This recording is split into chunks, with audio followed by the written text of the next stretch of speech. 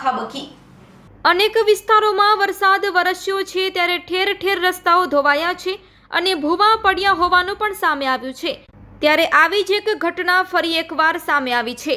Anjar ward number 4 Swami Vivekananda વિસ્તારમાં રસ્તા પરથી ટ્રેક્ટર પસાર થતું હતું ત્યારે અચાનક રસ્તો ધસી પડ્યો અને ભૂવો પડી ગયો હતો, જેના કારણે ટ્રેક્ટરની ટ્રોલી ભૂવામાં ગરકાવ થઈ હતી, જેને જેસીબીની મદદથી બહાર કઢાઈ હતી।